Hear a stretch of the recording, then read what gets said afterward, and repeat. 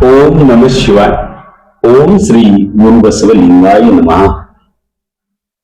मागील 11 दिवसापासून बसव पुराण महाकथेचं आयोजन BLW न्यूज नेटवर्क या लोकप्रिय चॅनलवर प्रसारित होत आहे आणि निश्चितच आपण देत असलेला प्रतिसाद, पाठबळ, आशीर्वाद ही खूप मोठी प्रेरणा आहे, ही खूप मोठी उपलब्धी आहे. आम्ही आज आपणास प्रांजळपणे एक आध्यात्मिक शक्ती, भक्तिभाव सांगू इच्छितो. तो म्हणजे कुठल्याही महापुरुषांच्या जीवनावरचं ऐतिहासिक मार्गक्रमण सांगत असताना आपलाही भाव तेवढा सात्विक असावा या उद्देशाने आम्ही सुद्धा मागील 11 दिवसापासून 3 प्रकारचं अन्न हे पूर्णतः वर्ज्य केलेलं आहे. म्हणजे शिजलेलं अन्न मागील 11 दिवसापासून आम्ही खाल्लेलं नाही. तळलेला कुठलाही पदार्थ अन्नाच्या रूपामध्ये मागील 11 दिवसापासून खाल्लेला नाही. आणि शिजलेला, तळलेला आणि भाजलेला हा कुठलाही अन्नाचा प्रकार आम्ही सेवन केलेला नाही.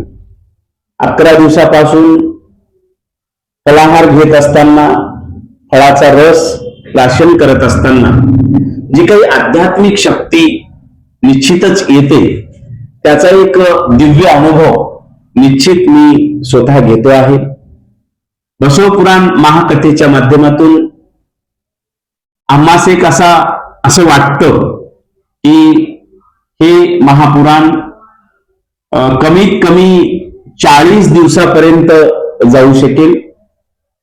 तर आम्ही तो दृढ निश्चय केलेला आहे की 40 दिवसापर्यंत कुठल्याही पद्धतीचं अन्न सेवन न करता एक मनामध्ये सात्विक भाव, त्यागाचा भाव आपला असावा.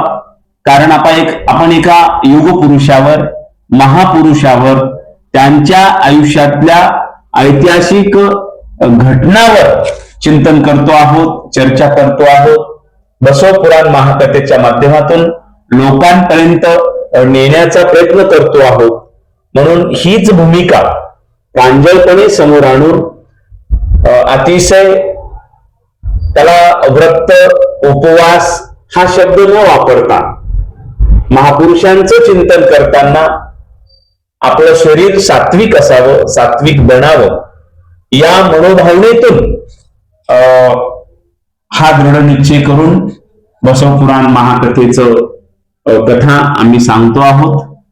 आपण निश्चितच याला जास्तीत जास्त लोकांपर्यंत नेण्यासाठी अगदी सर्व पंथ, जात समूहाच्या पीडित, वंचित, कष्टकरी, कामगार, शेतकरी यांच्या आयुष्यामध्ये कल्याणकारी एक वातावरण तयार व्हावं, त्यांच्या आयुष्यातल्या समस्या नष्ट व्हाव्यात आणि संबंध राज्यासोबतच भारतामध्ये सुख, संपत्ती, समृद्धी यावी, लोकांमधला जो काही मनभाव आहे, मनभेद आहे तो दूर व्हावा आणि सर्व मानवी समुदाय या भारतामध्ये अत्यंत आनंदाने, सुखाने जगावा.